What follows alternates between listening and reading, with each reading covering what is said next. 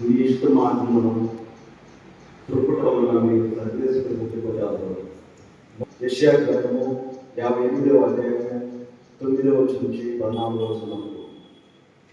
మీరు ప్రార్థించినప్పుడు నేను మీ వేడుకలను ఆలోచించున్నాను.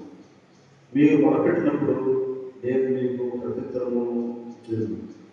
మీరు ఇతరులను పీడింపకూడదు, ఇతరులను అవమానింపకూడదు, దుష్టవాకులు పలుకకూడదు, ఆకలిన వారికి భోజనము పెట్టడు, బాధితులను ఆదుకోడు. అప్పుడు చీకటిలో మీ మీద వెలుగు ప్రకాశించను, మీ చుట్టూనున్న అంధకారము మిట్ట మధ్యాహ్నం వెలుగుగా మారిపోవును. నేను ఎప్పుడూ మిమ్మల్ని నడిపించును, మీ అక్కరను తీర్చి మీకు సంతృప్తిని వసగలను, మీకు బలమును దయచేయను. మీరు నీరు కట్టిన తోట వలె కలకలలాడదు, ఒట్టిపోని శవం వలె కుదురు.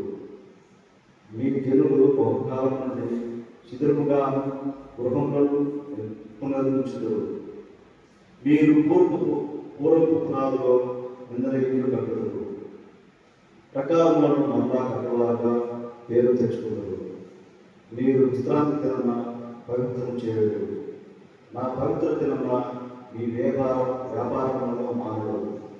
దాన్ని సంతోషకరమైన దానిగాను గౌరవమైన దానిగాను మారుతారు.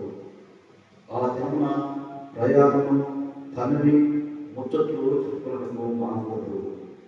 అప్పుడు నేను మీకు ఆనందము దయచేయను, మిమ్ము భూమి అంతటా మార్గము చేయను. మీరు మా పితరుడైన యాకోబు భూమిని పరమవించుదురు. ఇది ప్రభు కొడుకులు, ఇది ఏ ద్వారా